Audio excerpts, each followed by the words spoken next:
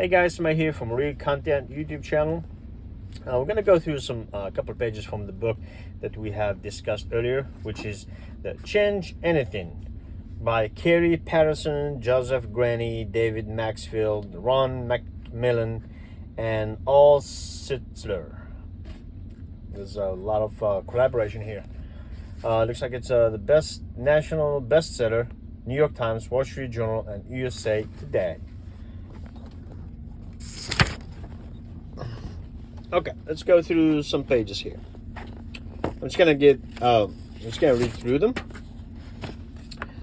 So, any book that claims that it can help you change anything in your personal, professional life, from increasing your disposable income, career options, and physical fitness, to increasing your decreasing your smoking, food intake, and relationship struggles, had better to be based on careful scientific inquiry. It had better report results. To 3 decimal places. Most of all, any recommendation it makes had better come from careful study of human objects, not just rodents and simians. With this in mind, we started our journey down the trail of personal success with a rather engaging piece of scientific inquiry into the habits of real people.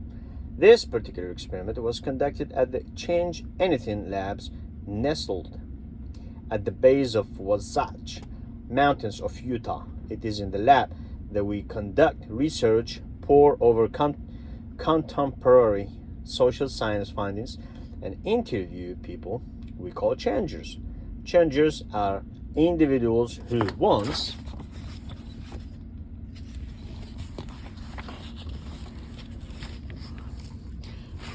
faced enormous personal challenges, wrestled them to the ground, and have remained successful for at least 3 years. These changers and this research provide us with both the practical advice and the scientific results people need to not only change, but change for good. That's awesome. This particular day, we used the Change Anything Labs to conduct a rather fascinating study. There, in a room by himself, sat a 4-year-old boy named Kyler. We were examining his ability to resist temptation. And from the stained book on his face, he looked as if he just might lose. To test his ability to delay gratification, we seated Kyler across the table from a formidable foe, scrumptious marshmallow. I would have jumped on that thing and just eat it straight. All right, let's keep going. 5 decades ago, the legendary psychologist Walter Mischel demonstrated that kids who could sit down with a marshmallow in front of them and not eat it for 15 minutes did better in almost every area of life than more impulsive kids who scooped up the treat and ate it right away, in spite of the fact that they were all instructed to wait. As Mischel followed his research subject for the next 2 decades, he learned that children who delayed gratification eventually scored hundreds of points higher on standardized score tests. They also had stronger relationships, were promoted more often, and were happier. Michelle showed that capacity to delay gratification is indeed a big deal. The willpower trap. Unfortunately, to this day, most people draw the wrong conclusion from this study. They fall into what might be called the willpower trap. They assume that the only reason among many possible reasons certain kids were better at delaying gratification than others was that nature had endowed them with more willpower. Period. The research subjects who withstood temptation showed more moxie or strength of character. It's Little wonder that their lives unfolded in happier and more successful ways. They were innately stronger. This is the same simplistic assumption most of us made when explaining why we failed to change our own bad habits. When we fall off the wagon, go on a shopping spree, give in to our hair-trigger temper with a coworker, procrastinate over work tasks, or binge eat, we blame our failure on lack of willpower. We obviously just don't want it badly enough. We don't push ourselves to the limit.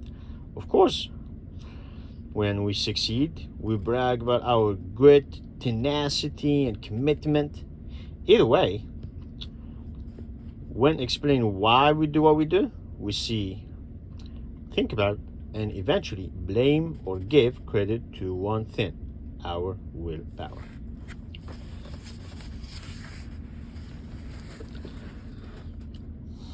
The simplest view is not only wrong, it's tragically wrong. It's wrong because it's incomplete. And it's tragic because it gives us nowhere to go when we struggle to change our own bad habits or improve our lot. When people believe that their ability to make good choices stems from nothing more than their willpower, and that willpower is a quality they are either born with or they're not, they eventually stop trying altogether. The willpower trap keeps them in the depressing cycle that begins with heroic commitment to change, which is followed by eroding motivation and terminated inevitably,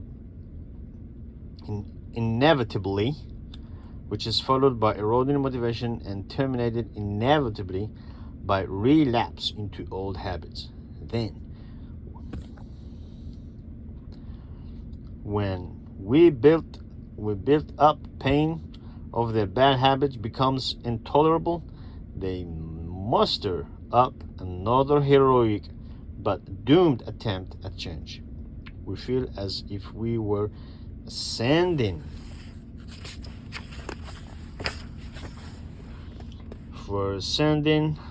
summit when in fact we're simply walking a treadmill. Lots of effort, no progress. That's the willpower trap. Fortunately, Michel's research goes further than most of us realize. A few years after his original study, he and Albert Bandura, another titan of psychology, asked a crucial question.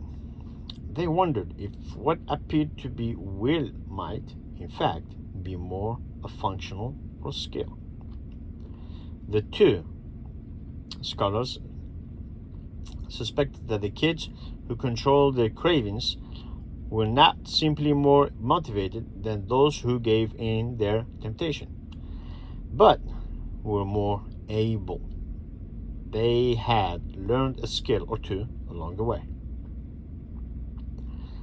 This was an important issue to settle, because if Michel and Bandura had it all right, it would mean that failure to harness one's impulses is not fixed at birth.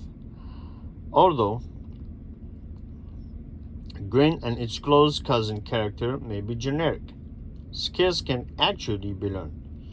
This alternate explanation offers hope to all of us. It's also the reason we were studying Kyler and 27 of his 4-year-old peers in the Change Anything labs. We wanted to know if we could teach contemporary children skills that help them actively delay gratification, rather than sit back and hope they won the willpower lottery. To test our theory, we replicated Michel's original experiment. We asked a group of kids to sit in front of a marshmallow and promised them that if they resisted eating the treat for 15 minutes, we'd give them a second sugary treat. These kids made up the control group, and to nobody's surprise, they performed just as the original subject had in 1961.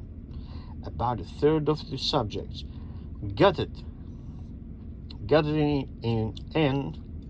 it out for 15 minutes. The other two-thirds lunged for the sweet. The plot thickened as we brought in the experimental group, Kyler and 13 other 4-year-olds. We made Kyler's group the same offer, but this time we taught them skills they could use if they wanted to wait, rather than simply constructing them to hunker down. We taught them to use distance and distractions to influence their own behavior. To watch this rather charming subject as they face down their marshmallows, visit changeanything.com/exclusive. Here's where it got interesting. 6 minutes into the experiment, Kyler knitted his brow as he appeared to imagine the first delicious contact between the marshmallow and his tongue. He started to melt into submission, but then the skills we taught Kyler kicked in. He turned his body away from his nemesis and began mouthing the words to a story his parents often tell him before bedtime. He was doing anything he could to distance and distract himself, helping supplant his need for will.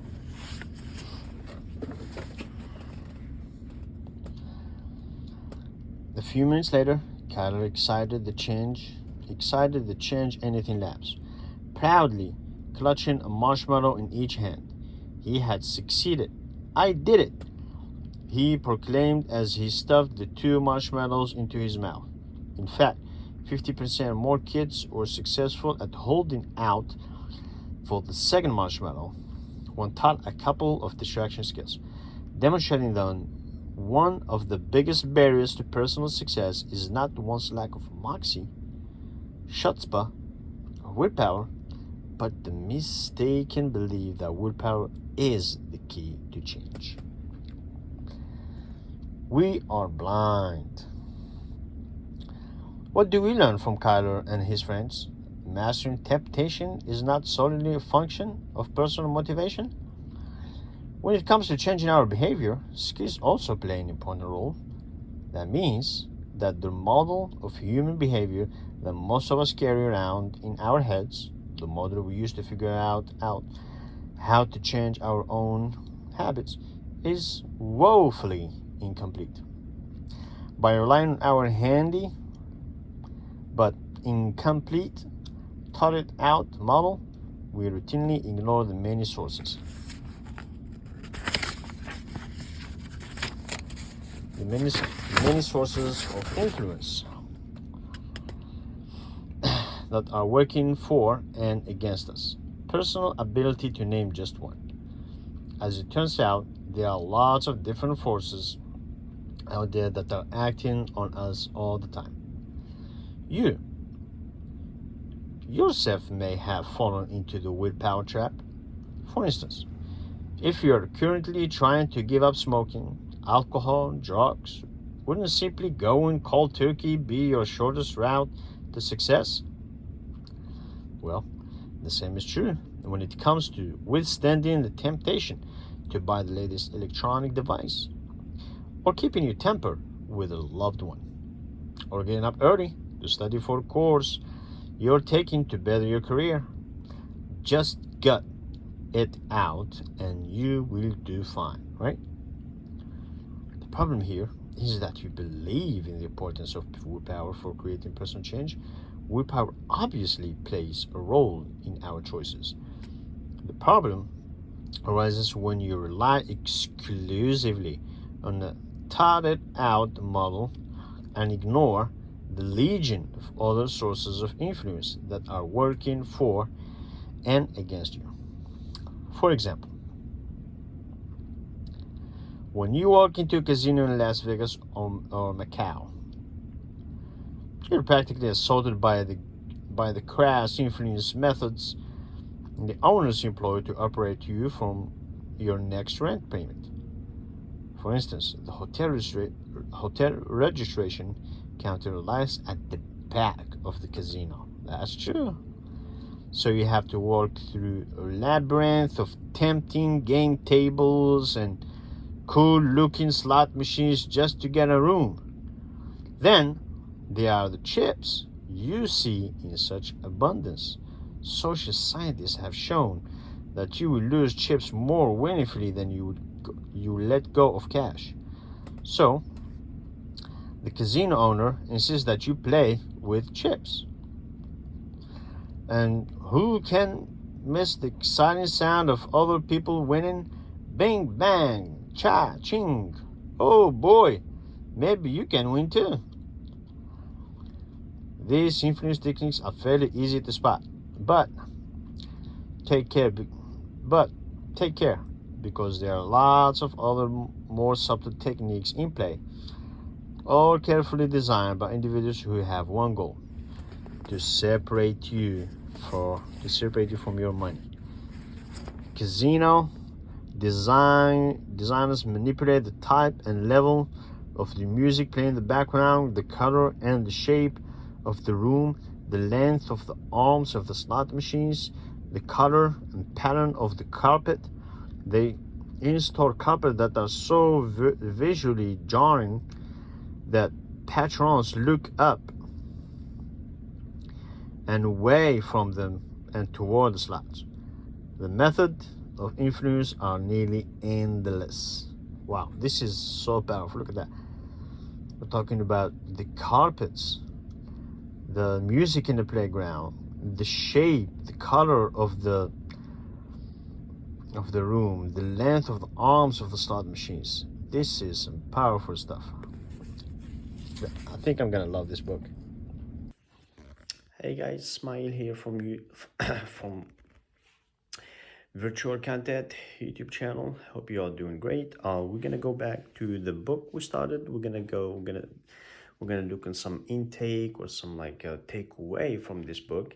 So we're gonna do some reading, but we're also gonna do some highlighting. We're gonna try to focus on some big titles, big ideas, big takeaways from this book. All right, so stay tuned. So if you see this page, it says, if you can see it, you can change it. So I'm just gonna read this as quickly as I can. So how can you get both vision and numbers working in your favor? Well, Carter and his marshmallow resistant friends gave us a hint of what can happen. After learning a couple of simple skills, 50% more of the experimental subjects were able to resist the temptation. When they added a little skill to their existing will, their odds of success shot up substantially. Could the same thing work for adults? When it comes to fighting our own personal demons, what if we could match the multiple sources that we're working against us with multiple sources of our own? To answer these questions, we return to the Change Anything Labs. In the experiment, we will collaborate with teenage scientist named Hiram, who wondered whether older kids could be as easily blinded and outnumbered as adults. His research team blitzed fifth graders with 6 sources of influence to see if this affected their behavior. The team also examined the question of whether the kids were aware of what had happened to them.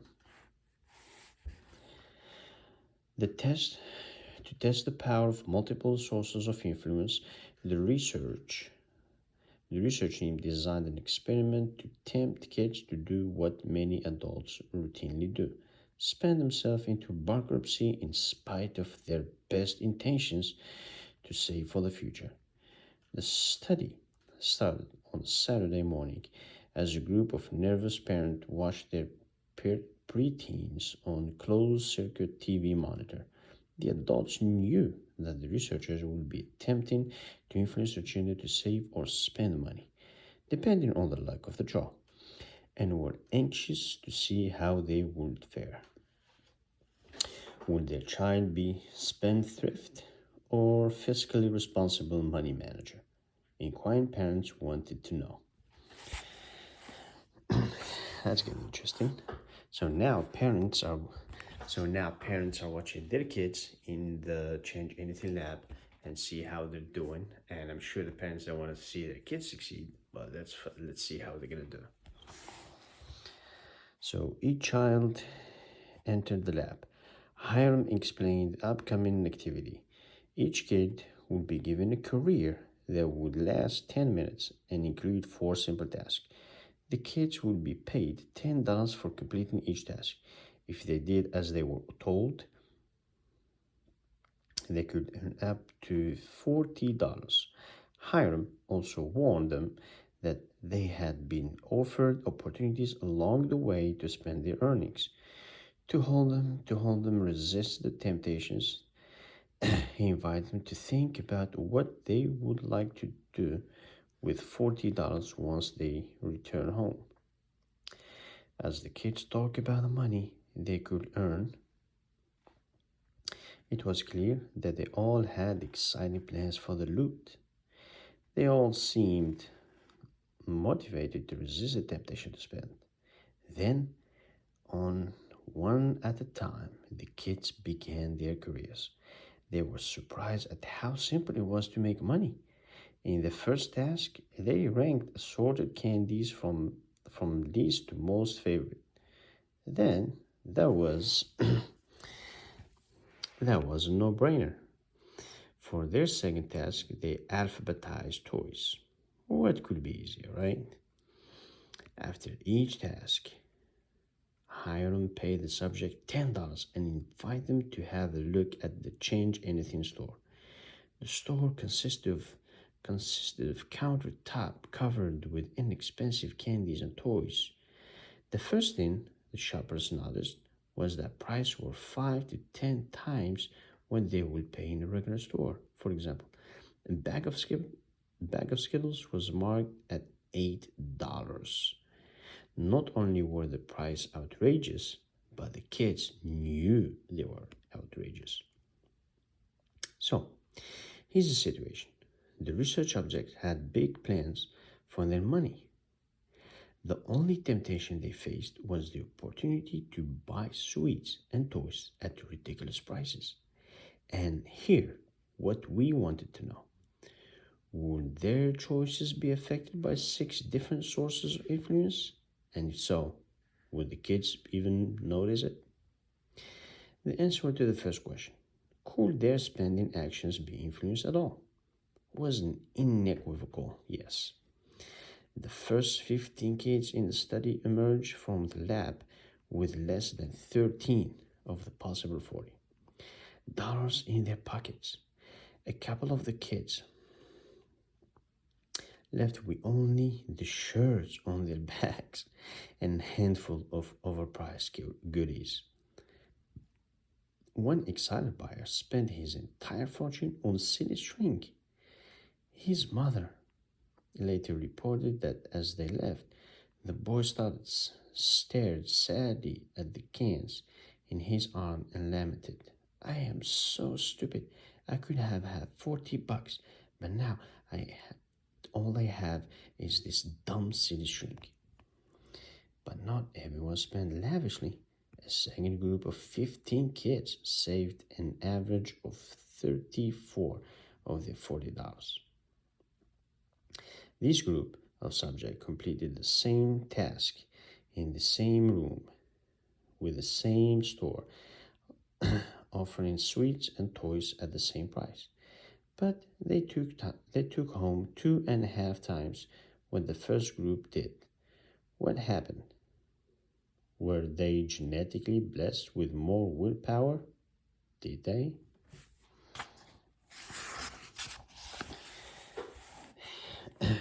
Did they see the forces working against them and take steps to counteract them? Let's pull back the curtain and see what was really going on. That's interesting. Well, start by exploring the spending thinking. One by one, we asked them about the outlandish purchases. Each was quite aware of the retail value of the overpriced goods. They knew they had pretty much thrown their money away, but they didn't recognize the forces that had caused them to spend so freely. Instead, they fell into the willpower trap by blaming themselves. One child appeared baffled by his own actions, reporting, "I'm not sure what happened. I guess I have really wanted this."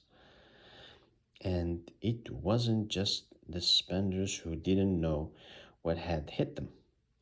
The savers were equally unaware of the forces that had propelled them to save. While the spenders took too much of the blame, the savers took too much of the credit. They figured they had shown more discipline because they were strong, motivated, and goal oriented. Both groups were wrong. Here are the six sources of influence that we talked about in the beginning. So here has a number. So number one, so this is kind of like a just like in math, with this like the schematic, the vertical and horizontal axis. So we have the motivation, the ability, the personal, the social, and the structural. So let's get back to this small paragraph here. So what actually caused the profound differences in spending? The research team at the Change Anything Labs manipulated 6 different sources of influence to affect the subject behavior. The same sources of influence that operate on you 24 hours a day. With the first group, the spenders, 6 sources were used to promote spending. With the second group, the savers, the same sources were used to promote savings. And here's how the 6 sources came into play. We already talked about 2 of them, personal motivation and personal ability. Remember, we helped Kyler and Olos delay eating the marshmallow by adding distraction and distracting tactics to their existing personal motivation. As we saw results, there will be quite a payoff for a more robust change plan. The next 2 sources of influence that routinely act on you are equally easy to spot. The people who surround you both motivate and enable your habits. For instance, you might not want to quit smoking, but your life partner does, and that weighs heavily on your mind. Or perhaps coworkers keep handing you cigarettes and asking you to join them at the break time, which is smoke time or smoke break. These powerful social forces add 2 more sources to our model of influence: social motivation and social ability. Now, for 2 rather subtle influences, if you remove human beings from the formula, the physical world that surrounds you still prods and enables you for both good and evil. For instance, that refrigerator filled with soft drinks standing next to your exercise bike doesn't help you stick to your eating plan. That flashy ads on TV aren't exactly helping you stay on budget. The presence of a flat screen TV in every room of your house positively distract from your attention to finish your study for a night class. But the ingenious new video game that requires you to jump around and swing pedals has really helped with your exercise plan. You get the point, right? Things have an impact on what you do every day. By combining these influences, we will refer to them as structural motivation and abilities. With personal and social forces, we have a full model of why you do what you do. There are the six hulking behemoths that either push with you, or push against you.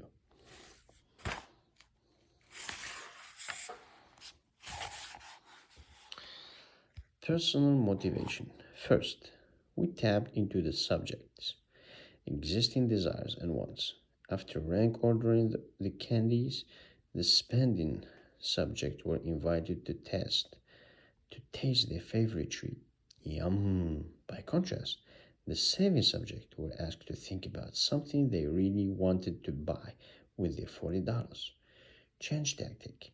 If you interrupt your impulses by connecting with your goals during crucial moments, you can greatly improve your chances of success. Personal ability. We next work on a personal ability by teaching savers how to keep a running total of how much they saved or spent on a sheet of paper. The savers all did this easily. The spenders, however, were taught not such techniques, so their sinking net worth got lost in the rush to buy now. Change tactic. Changing persistent and resistant habits always involve learning new skills. All right, this one is the social motivation. This one is the social ability, which is number 4. Number 5 is the structural motivation. And number 6, which is the structural ability. So the boy who could see. I'm probably talking about Kyle here, which is the saver group. Hey guys, welcome back to to a Real Content channel. Today we're gonna dive in a little deeper on one of the strategies announced in the book of Change Anything. So we're gonna go to some of the practical ways to implement changes in a daily life. So without further ado, let's dive into it. So it's called Be the Subject, Be the Scientist, and the Subject. Okay, so I'm gonna start reading. So after reading the first chapter of this book, Tim F., a close friend of one of the authors, decided he'd apply the concept to the challenge of losing weight. He realized that for years he had been sporadically using one or two weight loss tactics borrowed from any fad that promised easy and rapid success. But he had never put together a thoughtful plan. He most certainly hadn't used all 6 sources of influence in combination. Tim also had never been able to lose weight and keep it off. So this time, Tim garnered advice from the strategy chapter that lie just ahead and applies an influence strategy to each of the 6 sources. For instance, to enhance his personal motivation, he worked hard to discover foods that were healthy and that he also enjoyed eating. No more liver shakes and broccoli pudding. To improve his personal ability, he started calorie counting. In his own words, without so much as consulting a chart, I can tell you within 10 calories how many I've eaten each day. I also attached my social network. Tim continued, my love partner was constantly filling our fridge with fatty foods and our pantry is sweets. Ironically, she was doing it for me. She didn't care much for those foods, so we talked and decided to surround ourselves with healthy food. I also asked her to celebrate with me each time I lost a pound. This helped keep me motivated. After improving his social motivation and ability, Tim turned his attention to his reward structure. At first, he couldn't think what to do to make eating a healthy diet more financially attractive. But then he read about the strategy of setting aside money for an organization he pretty much loathed, and then sending money to that very institution every time he failed to meet monthly goal. Yikes. That got my attention, Tim explained. I couldn't stand the thought of helping out the case I despised. Finally, Tim made use of his physical environment. He hung up posters, tracked and posted his weight loss, had his computer send upbeat reminders to his cell phone, and moved snacks to the basement storage room so they wouldn't be so heavy. It was a great plan, but it didn't work. Okay, actually, Tim lost a few pounds, but within a month he gave up and put all the weight back on, plus 5 pounds. I know the change in eating approach works, he told us shortly after his setback. It's just me that's the problem. Tim was back in the willpower trap.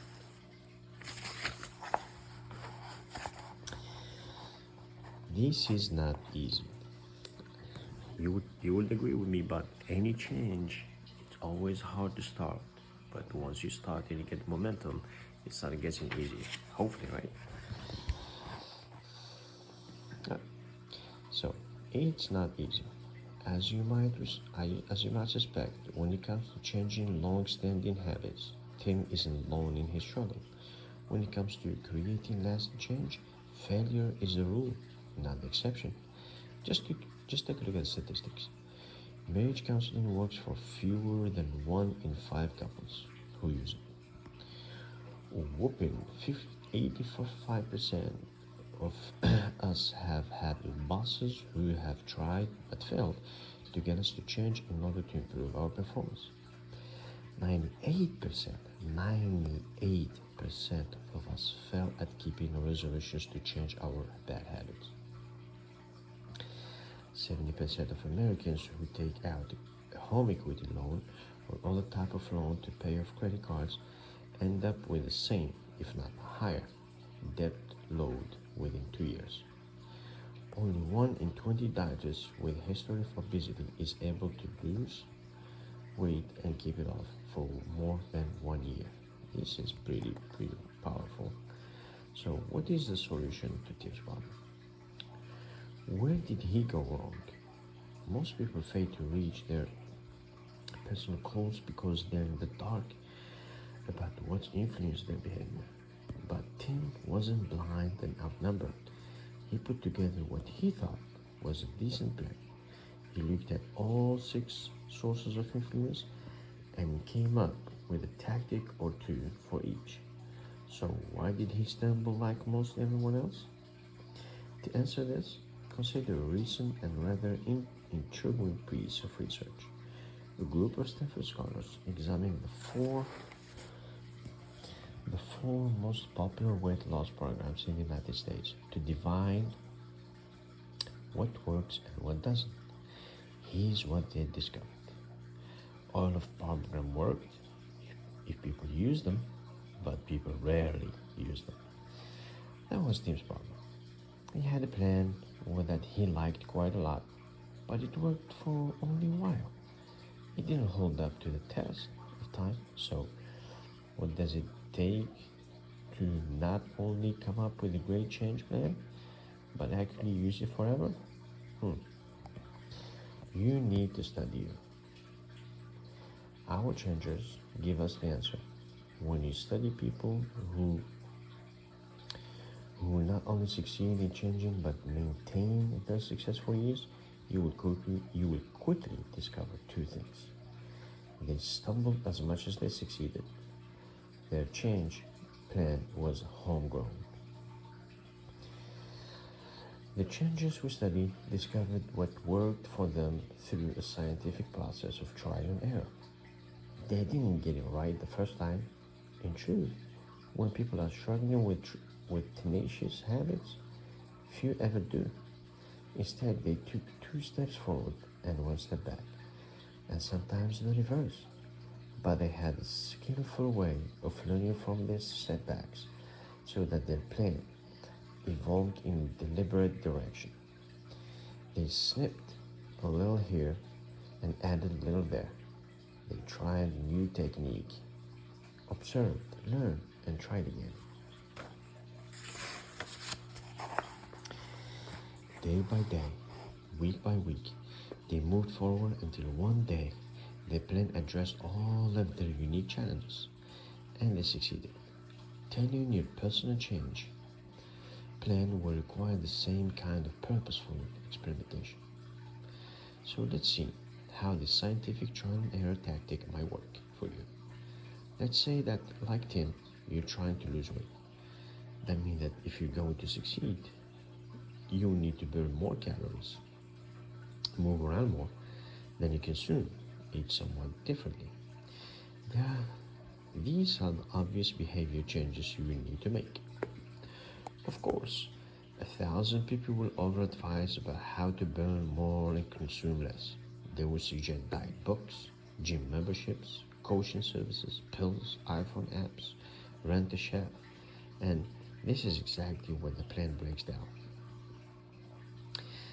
The advice, when intended colleagues eagerly impart may have been good for someone, somewhere, sometime, but it's unlikely to fit your peculiar needs. Researchers can tell you all about the science of weight loss. For example, a calorie is energy it takes to heat 1 gram of pure water 1 degree centigrade at the sea level. But nobody's ever going to be able to tell you what you personally need to do in order to master that bundle of nasty low calories glued to your belly. What you need to succeed is not merely the science of weight loss. You need help from the social science of weight loss. That includes the study of fear, living your unique life in your particular environment, given your personal quirks. Of course, nobody out there is studying you. Nobody else can study you. Researcher can give you generic hints that serves the broad population. But this type of advice serves only a small percentage of people, a small percentage of time. You're going to have to become a social scientist using yourself as a subject. It's the only method that will withstand the test of time. Well, we can see here that the book is suggesting us that after the research that was done by that previous university, looks like all the workouts work. Like all the workouts that we see online, all the gym membership, all the new workout techniques, new workout gigs, they all work for those who follow them to the T. It's gonna work for those people. So, but those who don't stick to it and kind of like throw the towel kind of like in the middle of the road, eventually they will not see the result. But here, the book is asking us to study more of us, because we're individual human being and everybody's different. So it's asking us to study ourselves more and to meditate and dive in deep into our psyche, our habits, and that's how we can probably break in. Hey, we're back again. We're gonna finish this chapter about be the scientist and be the subject. All right, let's dive in.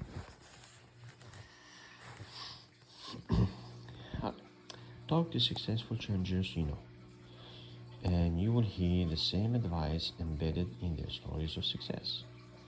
They will tell you how in month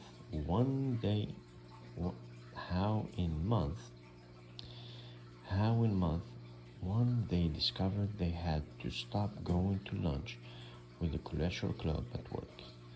In month 4, they realized that the jumbo box of junior mints in their drawers was more powerful than they were.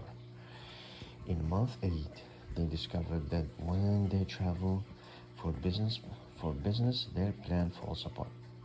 Bit by bit, they studied themselves like they were specimens under a microscope until they had a plan perfectly suited for the one subject they cared most about, themselves. As troublesome as this recommendation may sound, what other choice do you have?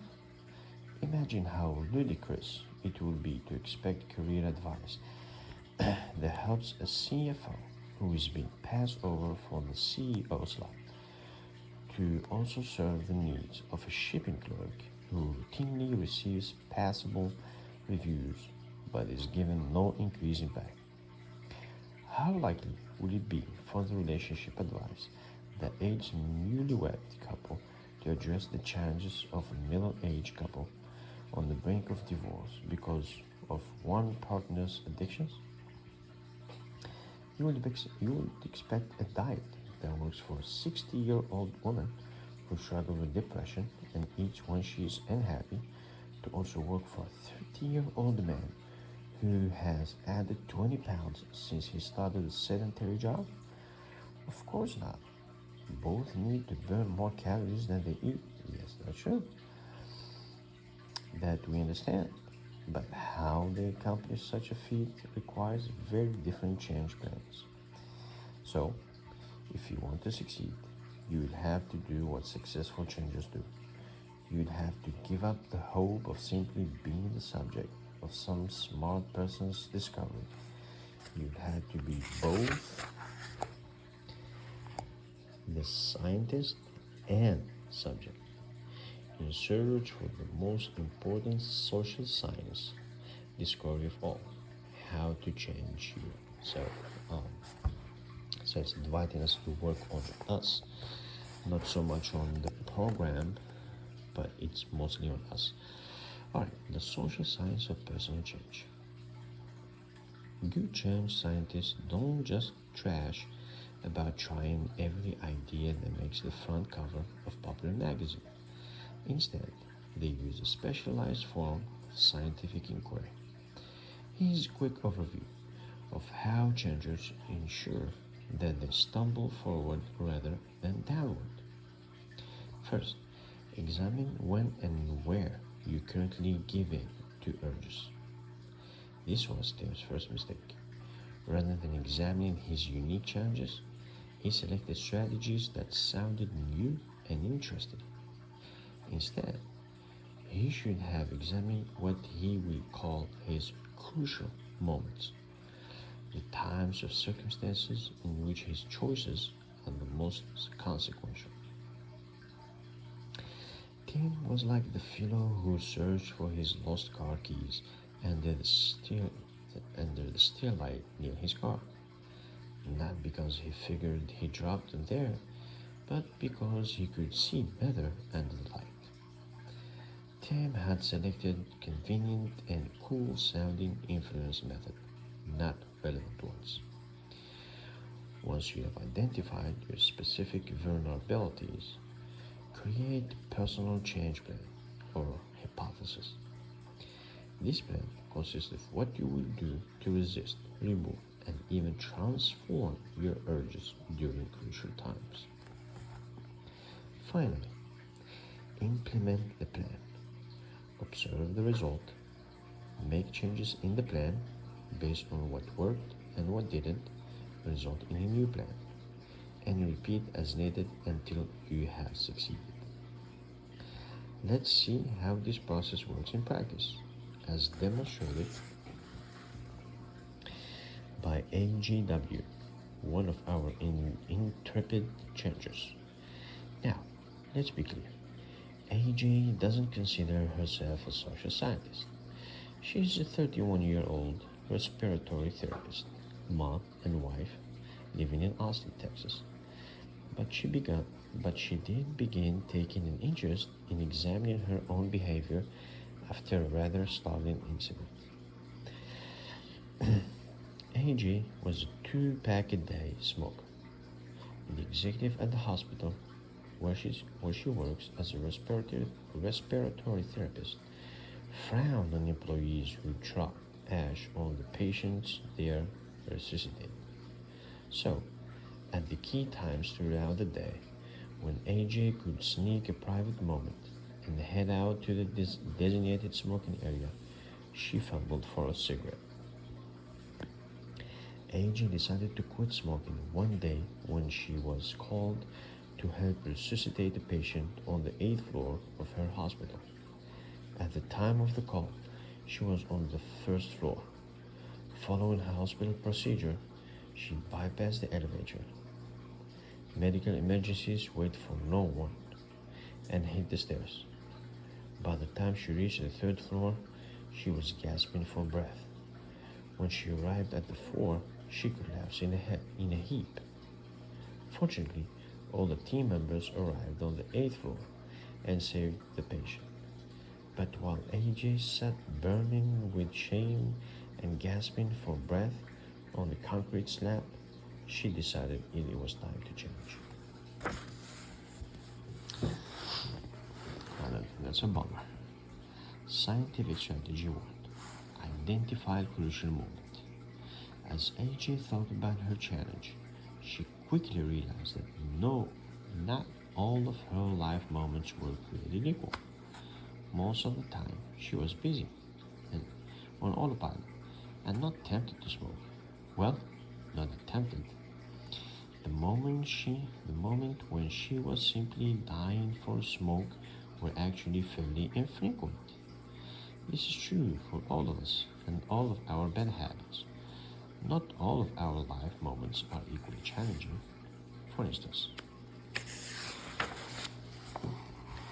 few kids struggling with pornography addiction are tempted to indulge when their grandparents are in the room. Go figure. We don't lapse into lax work practices at the office when we know our work on a particular project is being used to evaluate whether we're fit for promotion. We don't feel the urge to spend when we are balancing our checking account. You get the point. When it comes to personal change, you don't have to be pushing yourself to the limit all the time.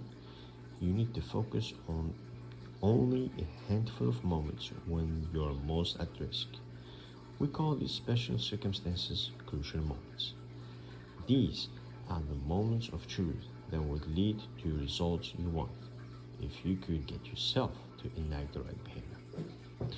A good way to look for crucial moments is to look for conditions that create the greatest temptation for you.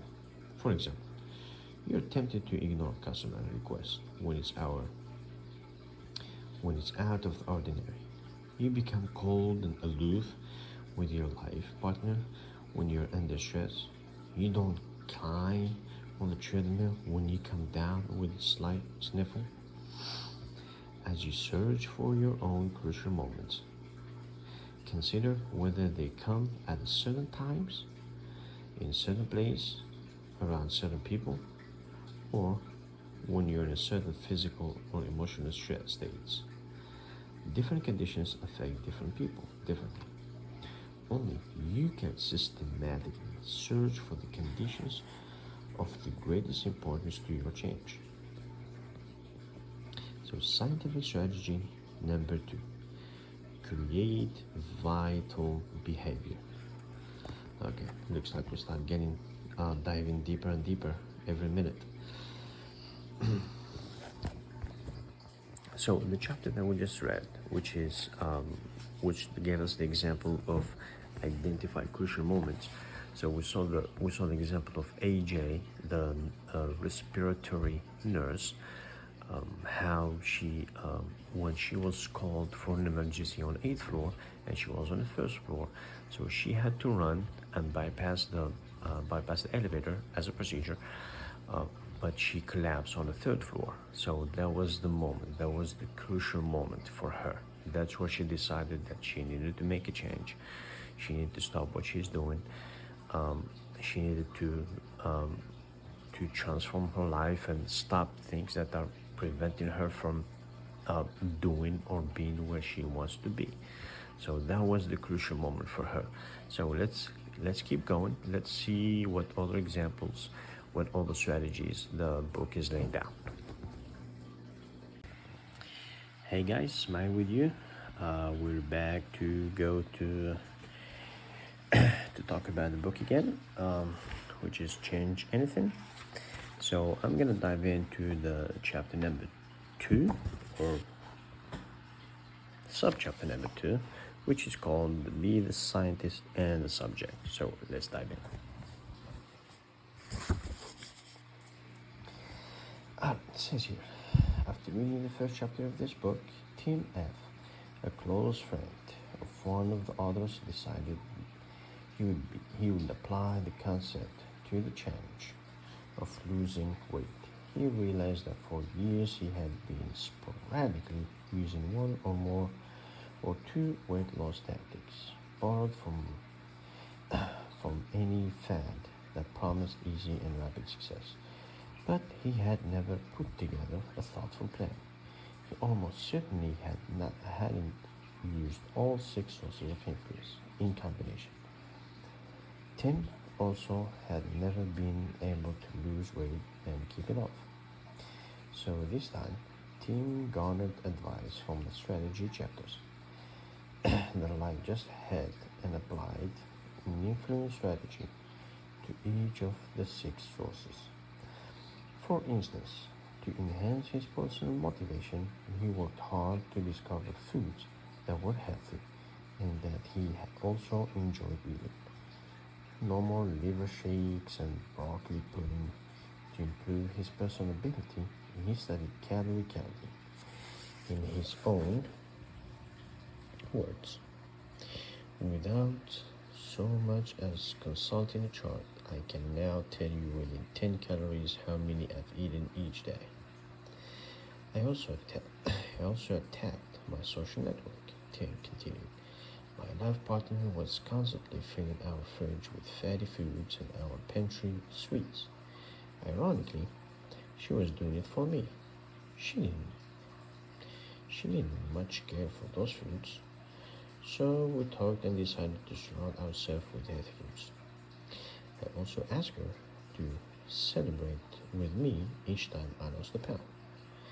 This helped keep me motivated. After improving his social motivation and ability, Tim turned his attention to his reward structure. At first, he couldn't think what to do to make eating a healthy diet more financially attractive. But then he read about the strategy of setting aside money for an organization he pretty much loathed, and then sending money to that very institution every time he failed to meet monthly goal. Yikes. That got my attention, Tim explained. I couldn't stand the thought of helping out a cause I despise. Finally, Tim made use of his physical environment.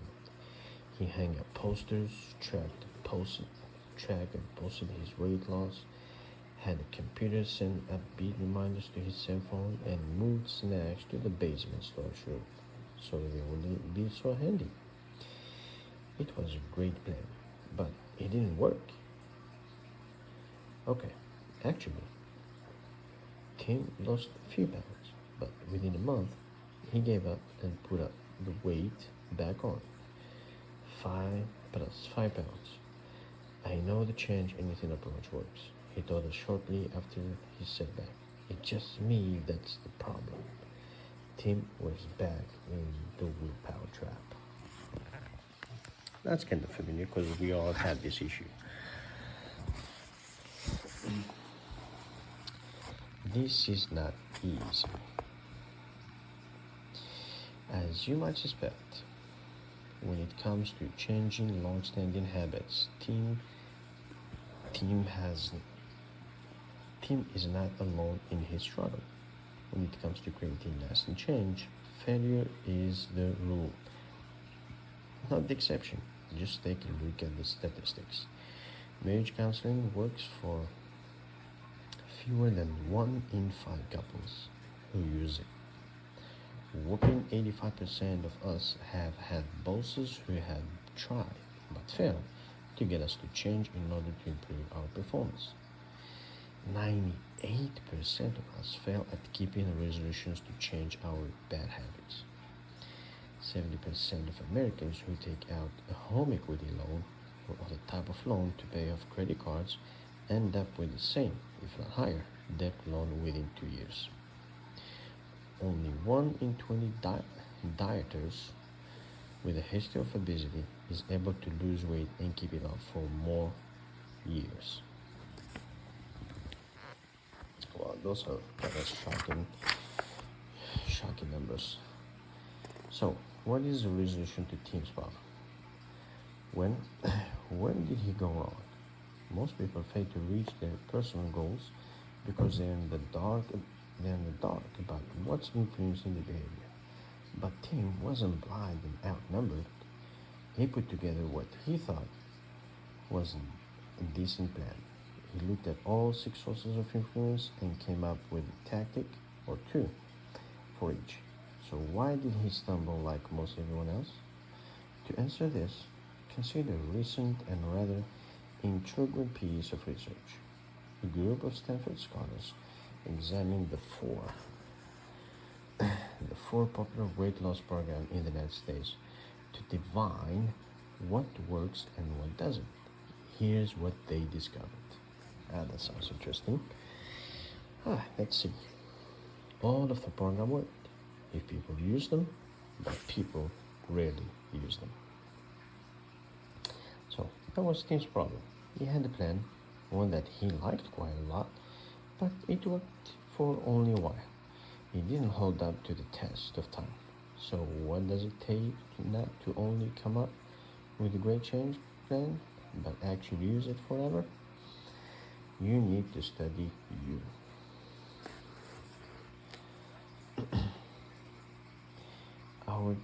Our changes give us the answer. When you study people who not only succeed in changing but maintain their success for years, you will quickly discover 2 things. They stumble as much as they proceed. Their change plan was homegrown. The changes we studied discovered that what worked for them through a scientific process of a trial and error. They didn't get it right the first time. In truth, when people are struggling with tenacious habits, few ever do. Instead, they took 2 steps forward and 1 step back, and sometimes the reverse. But they had a skillful way of learning from the setbacks, so that their plan evolved in a deliberate direction. They snipped a little here and added a little there. They tried a new technique, observed, learned, and tried again.